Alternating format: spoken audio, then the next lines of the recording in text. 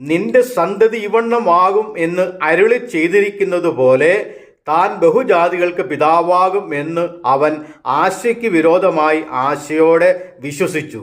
അവൻ ഏകദേശം 100 വയസ്സുള്ളവനാകയാൽ തൻ്റെ ശരീരം നിർജീവമായി പോയതും സാറയുടെ ഗർഭപാത്രത്തിൻ്റെ നിർജീവത്വം ഗ്രഹിച്ചിട്ടും വിശ്വാസത്തിൽ ക്ഷീണിച്ചില്ല. ദൈവത്തിൻ്റെ വാഗ്ദത്തത്തിങ്കൽ അവിശ്വാസത്താൽ സംശയിക്കാതെ വിശ്വാസത്തിൽ ശക്തിപ്പെട്ട് ദൈവത്തിന് മഹത്വം കൊടുത്തു. അവൻ വാഗ്ദത്തം ചെയ്തത് പ്രവർത്തിപ്പാനും ശക്തൻ എന്ന് പൂർണ്ണമായി ഉറച്ചു. അതുകൊണ്ട് അത് അവന് നീതിയായി കണക്കിട്ടു.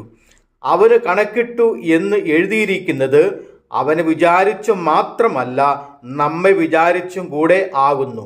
നമ്മുടെ അതിക്രമങ്ങൾ നിമിത്തം മരണത്തിന് ഏൽപ്പിച്ചും നമ്മുടെ നീതീകരണത്തിനായി ഉയർപ്പിച്ചുമിരിക്കുന്ന നമ്മുടെ കർത്താവായ യേശുവിനെ മരിച്ചവരിൽ നിന്ന് ഉയർപ്പിച്ചവനിൽ വിശ്വസിക്കുന്ന നമുക്ക് കണക്കിടുവാനുള്ളതാകയാൽ തന്നെ.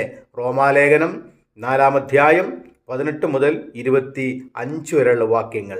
അബ്രാഹാം വിശ്വാസത്തിൽ ക്ഷീണിക്കാതെ സംശയിക്കാതെ ആശയ്ക്ക് വിരോധമായി ആശയോടെ വിശ്വസിച്ച് വാഗ്ദത്ത വിഷയം പ്രാപിച്ച് അനുഗ്രഹിക്കപ്പെട്ടതുപോലെ ആ മനോഭാവം നമ്മിലുണ്ടാകുവാൻ ദൈവം നിങ്ങളെ സഹായിക്കട്ടെ. ആമേൻ.